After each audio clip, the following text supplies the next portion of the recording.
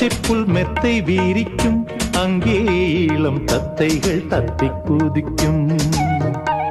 பட்டுப்பூ மொட்டு வேடிக்கும், செந்தேன் பேர பொன்வண்டு வட்டம் அடிக்கும். சுற்றிலும் மூங்கில் காடுகள், தென்றலும் தூங்கும் வீடுகள். உச்சியின் மேலே பார்க்கிறேன் பட்சிகள் வாழும் கூடுகள். மண்ணின் நாடை போ